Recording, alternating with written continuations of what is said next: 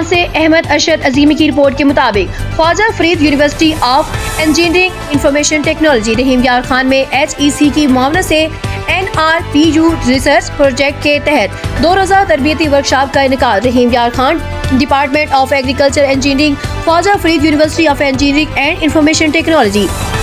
KFUEIT Rahim Yar Khan نے HEC کے تعاون سے NRPU ریسرچ پروجیکٹ کے تحت 16 اور 17 دسمبر 2025 کو 2 روزہ تربیتی ورکشاپ کا کامیاب انعقاد کیا۔ اس ورکشاپ میں سینئر ماہرین طلبہ اور مقامی کسانوں نے بھرپور شرکت کی۔ پروجیکٹ کے پرنسپل انویسٹیگیٹر ڈاکٹر محمد نواز نے ورکشاپ کا آغاز کرتے ہوئے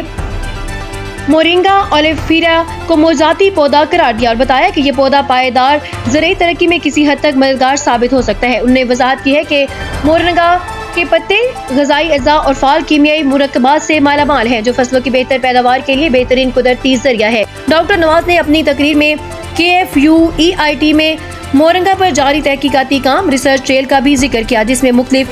ایوٹائپس کی خصوصیات، پتے اور بیجوں کے غذائی اور فارماسیوٹیکل پہلوؤں کا تفصیلی مطالعہ شامل ہے۔ اس کے علاوہ انہوں نے لیا چوکازم میں جاری تجرباتی مطالعات کا بھی حوالہ دیا جہاں مورنگا کے زرعی، غذائی اور چارہ جات کے استعمالات پر تحقیق کی جا رہی ہے۔ Department head engineer doctor Yasir Niaz نے بھی ورکشاپ میں اپنے خیالات کا اظہار کیا اور بتایا کہ اس پروجیکٹ کے تحت تیار کردہ مصنوعات جیسے مورنگا پاؤڈر اور خاندانوں کی روزمرہ غذائیت میں شامل کی گئی جس میں غذائی فوائد حاصل ہو رہے ہیں۔ غازی یونیورسٹی ڈیرہ غازی خان سے ڈاکٹر اصغر شاہد نے جاری تحقیق پر تفصیلی روشنی ڈالی جس میں مورنگا کے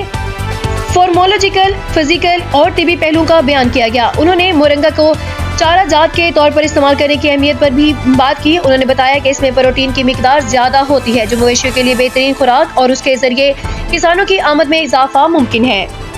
department of agriculture engineer KFUEIT تحقیق پر مبنی تربیتی پروگرامز کے ذریعے پائیدار زرعی اور کسانوں کو جدید ٹیکنالوجیز اور قیمتی فصلوں جیسا مورنگا کے فوائد سے روشناس کرانے کے لیے پرعزم ہے۔